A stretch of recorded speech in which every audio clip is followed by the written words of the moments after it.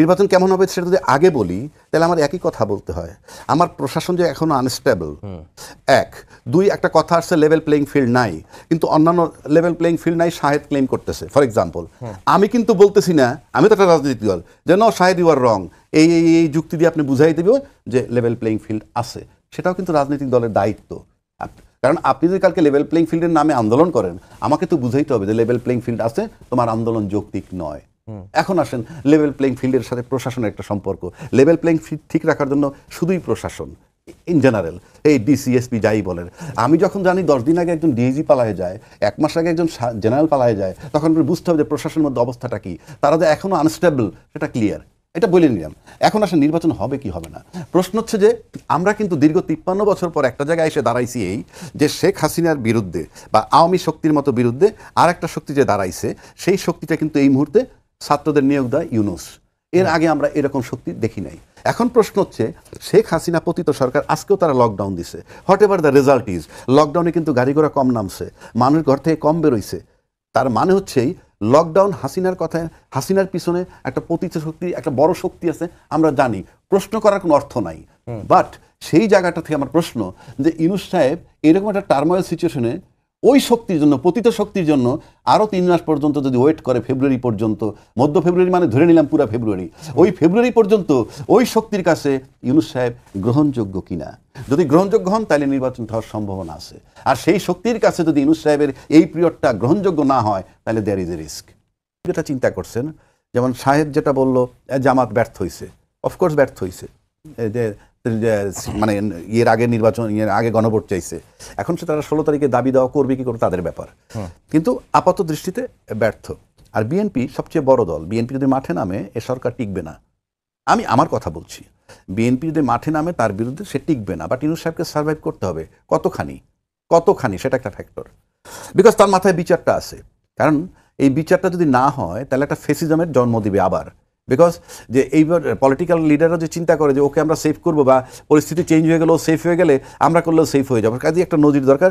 আমার ইচ্ছায় কিছু হবে না, বাট ইউনূস সাহেবের মাথার ভিতরে এটা আছে যে একটা বিচার করবে, 1 নম্বর। তো সেক্ষেত্রে আমরা 17 নম্বরটা জাজমেন্ট পাওয়ার আশা করছি। আর ফেব্রুয়ারি পর্যন্ত সার্ভাইভ করলে উনি হয়তো দেখা যাবে এটা আপিল টাপিল হবে, কোথায় যাবে আমি ঠিক জানি না।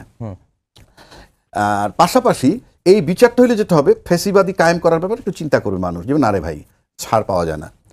আবার উনি এই জুলাই গণভোট এবং আপনার এই যে সংসদ নির্বাচন, দুইটাকে একত্র করে যেটা করলেন, সেটা হলে উনি চলে যাবেন নিশ্চিত, সেটা প্রমাণ করলেন। আমার ধারণা বলছি, মানে উনি যে চলে যাবেন সেটা নিশ্চিত করলেন, 1। 2, রাজনীতির সবচেয়ে বড় শক্তি যেটা, তাদের সাথে তাদের দাবিটাই ছিল একই দিনে, তা সেটা করে থাকলে তার সেফ এক্সিটটাও ঠিক আছে। কারণ আমরা মুখে যত কথাই বলি না কেন, দিন শেষে you have a family life, he has a family life, দিন শেষে আমার টাকা দরকার, এবং ফাইনালি গিয়ে চিন্তা করতে এই যে রাষ্ট্রের চেয়ে গোষ্ঠী বড়, দল বললাম না কারণ এখানে দল তো নাই ইউনূস সাহেবের, রাষ্ট্রের চেয়ে গোষ্ঠী বড়, গোষ্ঠীর চেয়ে পরিবার বড়, পরিবারের চেয়ে ব্যক্তি বড়, কাজে ইউনূস সাহেবের সার্ভাইভাল তাকে সেটাও চিন্তা করতে হচ্ছে।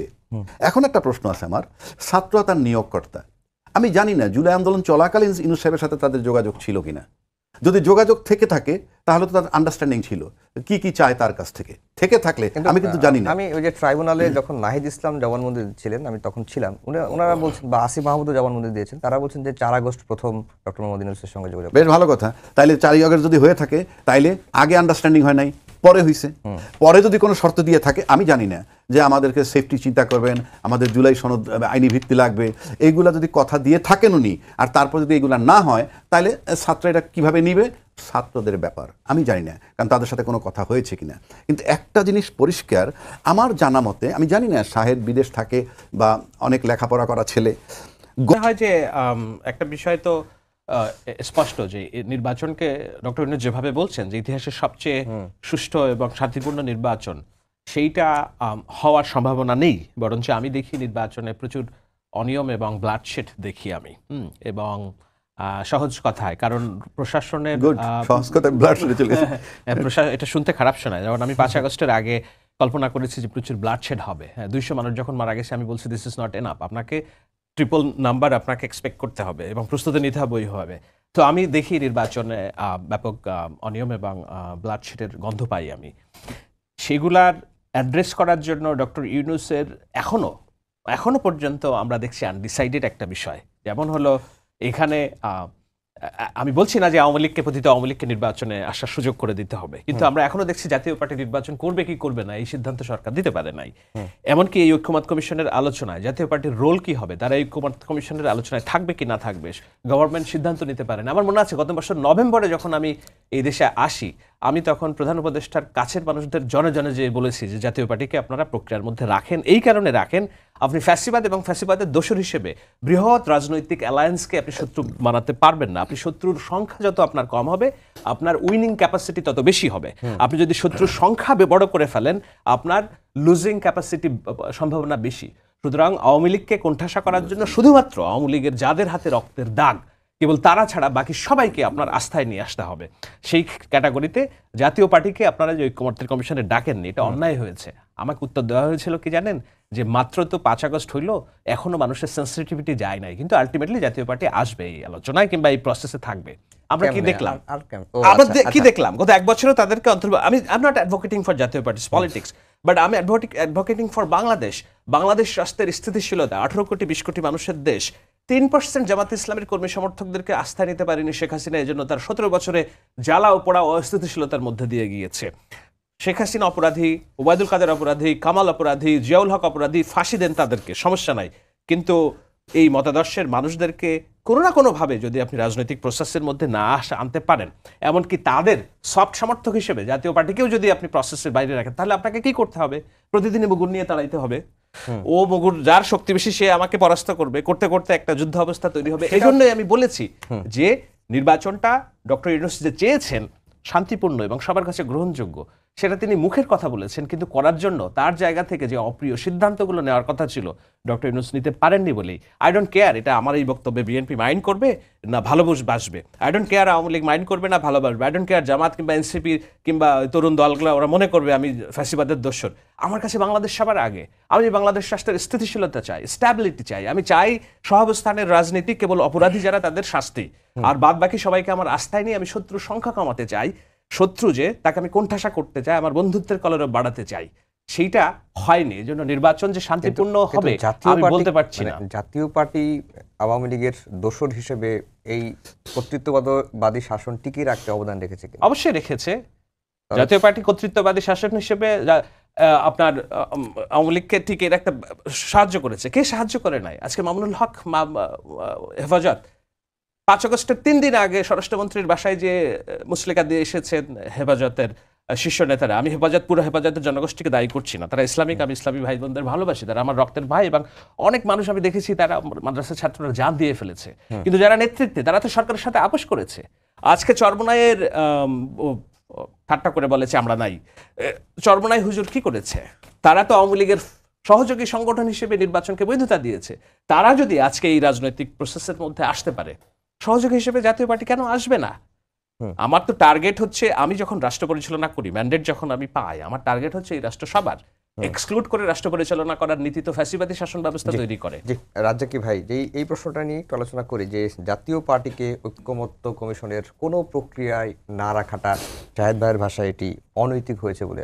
আমি অনৈতিক বলি না, আমি বলছি যে রাষ্ট্রকে স্থিতিশীল করা, সুষ্ঠু নির্বাচনের অন্তরায় হিসেবে এটি একটি বড় ক্যাটালিস্ট হিসেবে আমি দেখি আর কি। আমাদের শাহেদ হয়তো তার দৃষ্টিকোণ থেকে বলছে, সেটা তার লজিকটা তার মতো ঠিকই আছে, কিন্তু আমার যেটা বক্তব্য এখানে একটা বিষয়তে এডমিট করা যে আওয়ামী লীগকে টিকিয়ে রেখেছে যার একটা স্বীকৃতি দরকার অপোজিশন হিসেবে, সেটা জামাত ছিল, জামাত না কি বলে জাতীয় পার্টি ছিল।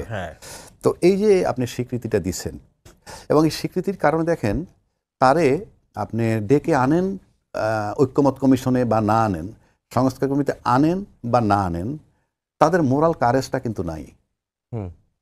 তারা কি আন্দোলন করতে পারছে কোথাও যে আমাদেরকে কেন ঐক্যমত্য কমিশনে নেওয়া হবে না, আমাদেরকে কেন সংস্কার কমিটিতে নেওয়া হবে না? তার মানে যার মোরাল কারেজ নাই, সে গিলটি ফিলিংস তার আছে। এখানে আপনি কতগুলো ব্যাপার আসে, আপনি দেখবেন যে অনেক বড় দলেরও কিন্তু মোরাল কারেজ অনেক জায়গায় নাই। মোরাল কারেজ না থাকলে আপনি আগাইতে পারবেন না।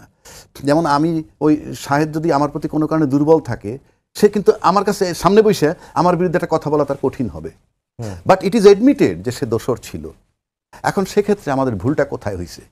ভুলটা কোথায় হয়েছে? আমরা ফ্রম ডে ওয়ান যদি আমি চিন্তা করি, ইউনূস সরকার তো চলে যাবে না, এই আজকে ক্লিয়ার হয়ে গেল সে চলে যাবে, এবং আমি বোধহয় 6, 7, 8 মাস ধরে বলতে উনি চলে যাবেনই, কোনো সন্দেহ নাই। কিন্তু যে পরিমাণ কোঅপারেশন তার পাওয়া উচিত ছিল, সে কিন্তু একটা কথা বলছে কি, বিচার প্রক্রিয়া পর্যন্ত আওয়ামী লীগের কার্যক্রম নিষিদ্ধ থাকবে, বলছে না, বিচার প্রক্রিয়া পর্যন্ত। তার মানে ফার্স্ট জাজমেন্ট হইলেই একটা জায়গায় আমরা যেতে পারি, কিন্তু সেই জায়গাটা কিন্তু কোঅপারেট প্রপারলি হয় নাই, ইউনূস সাহেবের কোঅপারেট করা হয় নাই। মোর দ্যান 300 আন্দোলন আসছে, আর বাংলাদেশে যত আন্দোলন আসে, দাবি দাওয়া নিয়ে যে আন্দোলনগুলো আসে, আমি নিশ্চিত করে বলে দিচ্ছি তারা রাজনৈতিক দলের সাথে সম্পৃক্ত। নির্দলীয় ব্যক্তি ওয়াসায় চাকরি করে এরকম 5 জন লোক ব্যানার নিয়ে মাঠে আসে না, আসে অমুক দলের ব্যানারে, তমুক দল ফলোয়ার্স, অমুক আদর্শের তমুক আদর্শ, তারা আসে। আমরা কিন্তু দেখিনি এই 300 আন্দোলনের ব্যাপারে ইউনূস সাহেব কি ফেস করতে হয়েছে। কখনো পুলিশ পিটাইছে, কখনো পুলিশ পিটায় নাই, সেটা নিয়েও কথা হয়েছে, ওকে পিটাইলো কেন, একে পিটাচ্ছে না কেন। কিন্তু সেখানে কিন্তু কোনো মিডিয়া গিয়ে প্রশ্ন করে নাই পুলিশের কমিশনারকে যে আপনি যে ওদেরকে পিটাইছিলেন গতকাল, আপনার ডাইরেকশনটা কে দিছিল। আমার কাছে ক্লিয়ার কথা, তাইলে বলবে হয় তাকে বলতে হবে স্বরাষ্ট্রমন্ত্রী বলছে, আমাকে বলতে হবে আমরা স্টেপ নিছি। যদি আপনি স্টেপ নিয়ে থাকেন তাহলে পরের দিন নিলেন না কেন, আর স্বরাষ্ট্রমন্ত্রী যদি বইলে থাকে তাহলে ওই দিন বললেন এই দিন বললেন না কেন। এই প্রশ্নের উত্তর কিন্তু আসে নাই, শুধু কথা হয়েছে ওরে গ্রেনেড মারে, ওরে পানি দেয় গরম পানি, এরে কিছু বলে না। রাজনৈতিক দলগুলোর ফার্ম ডিটারমিনেশন থাকতো যে কোনো আপোষ নাই, কারণ অহংকারের সাথে গর্বের সাথে দায়িত্ব নিয়ে বলে আমরা আন্দোলনে একসাথে ছিলাম। তাইলে আপনার বিচার প্রক্রিয়াটার সাথে যদি এই 300 আন্দোলন না হইতো, এই বিচার যেটা 17 নভেম্বর জাজমেন্ট দেওয়ার কথা, আমার কাছে মনে হয় সেটা সেপ্টেম্বরে হয়ে যেত। তাহলে কি হইতো, আজকে আওয়ামী লীগে তো এই রায়ের পরে, বিচারটা হওয়ার পরে তারও তো এমবার্গো তুলে দেওয়ার একটা দাবি করা হইতে পারতো, হ্যাঁ বিচার হয়ে গেছে সুতরাং তাকে কাজ করতে, গিলটি যারা তারা পানিশমেন্ট পায়, কথার কথা বলছি।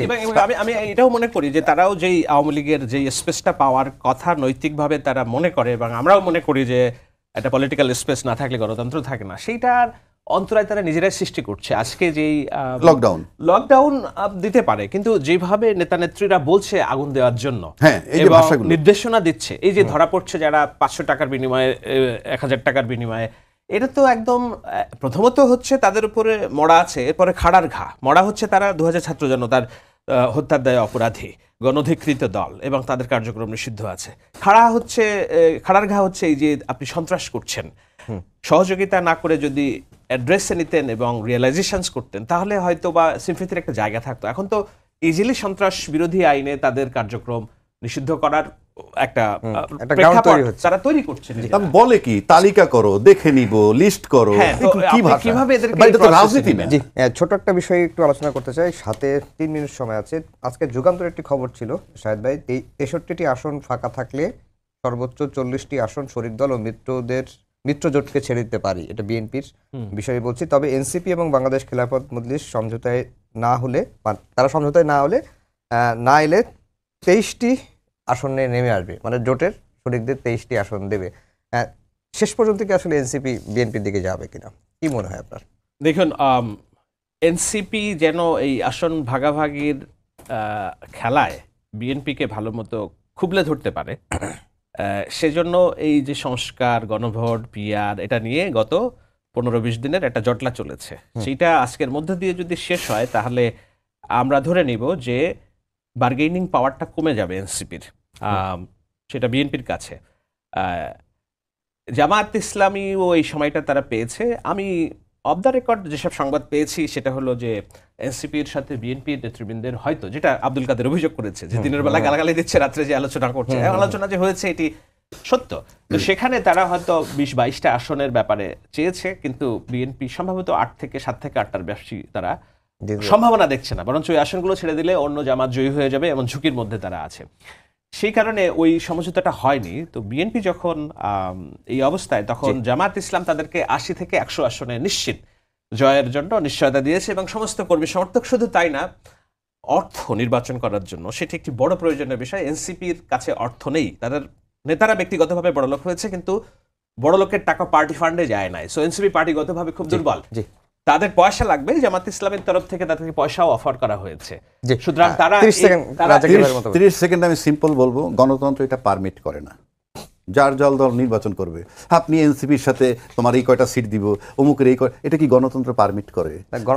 ইলেকশন করে আসবেন, এই যে গণতন্ত্রের দোহাই দিচ্ছেন, গণতন্ত্রের সূত্রিকাগার যেখানে বলে সেখানেও তো হয়। আপনি তো নির্বাচনের পরে জোট করেন, আগেই বলে দিচ্ছেন তোমাদের জন্য এই কয়টা সিট ছাড় দিলাম, মানে কি? এটা তো কোনো থিওরিতে পড়ে না। সবাই নির্বাচন করে আসো, তারপর আমরা দেখবো জোট করা লাগে কি লাগে না, এই থিওরিতেই তো আমি নাই। আপনি ফ্রম ডে ওয়ান, প্রথম হলে বাংলাদেশে গণতন্ত্র, খালি বলি আমরা গণতন্ত্র কায়েম করব, ফেরত আনবো, গণতন্ত্র ছিল কিনা সেখানে প্রথম আসেন। থাকলে পরে না বাড়বে এটা মাত্রা, না কমবে, আদৌ তো গণতন্ত্র নাই। আপনি সেটা আগে আনেন,